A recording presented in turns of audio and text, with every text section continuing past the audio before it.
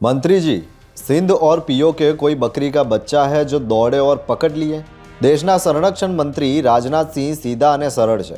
એક સમયે વડાપ્રધાન પદના દાવેદાર હતા. આજે પણ તેમના મનમાં પીએમ પદને લઈને કુછ હોતા હોગા, પણ શું કરે?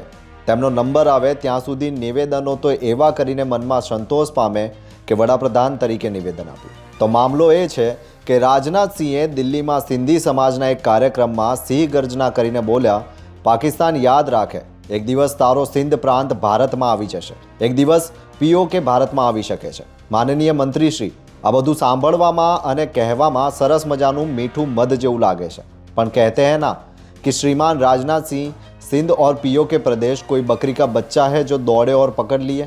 કોઈ દેશ પોતાનો કોઈ વિસ્તાર બીજા દેશને આપી દે પછી કોઈ પડોશી દેશ હુમલો કરીને પચાવી પાડે એ તો રશિયા જ કરી શકે. ભારતે રશિયાની જેમ હજુ ઘણું શક્તિશાળી બનવું પડશે. ત્યાં સુધી આવી જાહેરાતો કરવી એ દિલ બહેલાને કે લીએ અચ્છા હૈ ગાલિબની જેમ આપણને સાંભળવામાં સારું લાગે, પણ વાસ્તવિક અમલ હાલમાં અશક્ય છે. પાકિસ્તાન ભારતના ટુકડા કરીને પંજાબ લઈને ખાલિસ્તાન બનાવવા વર્ષોથી ખરેખર મથે છે. છતાં જો ભારત મચક ના આપતું હોય તો પાકિસ્તાનનો સિંધ પ્રાંત કે પાકિસ્તાને પચાવી પાડેલો આપણો કાશ્મીર, જેને પીઓકે કહેવામાં આવે છે, તે પરત લેતા ભારતને 50 વર્ષ પાકિસ્તાનને તલવારની ધાર પર રાખવું પડે. બાકી તો હાલ એસા હૈ જનાબકાની જેમ કોંગ્રેસના દાવા મુજબ આપણા વિદેશ મંત્રીઓ ઓપરેશન સિંદૂર પહેલાં પાકિસ્તાનના તેમના સમકક્ષને જાણ કરે છે કે અમે હુમલો કરવાના છીએ. તો એવા સંજોગોમાં પાકિસ્તાન પાસેથી સિંધ અને પીઓકે લઈ લેવું એટલે ડોનકો પકડના મુશ્કેલી નહીં, નામુમકિન ભી હૈ ની જેમ આ મુદ્દે જાહેર સભાઓ ગજવીને તાળીઓ પડે એ અલગ બાબત છે. વડાપ્રધાન મોદીના દાવા પ્રમાણે હજુ પણ ઓપરેશન સિંદૂર ચાલુ જ છે.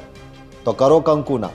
દિલ્હીમાં લાલ કિલ્લા નજીક થયેલા આતંકી હુમલાને ભારત પર હુમલો માનીને પાકિસ્તાનને ખોંખારો કરવામાં કોઈ કસર બાકી ન રહે. પણ ભારતની સ્થિતિ એવી છે કે બિહારની ચૂંટણીઓ પૂરી થઈ છે એટલે પશ્ચિમ બંગાળ અને યુપીની ચૂંટણીઓ વખતે જાહેર સભામાં પાકિસ્તાનને જીતીને અખંડ ભારત બનાવવાના દાવા સાંભળવા મળી શકે.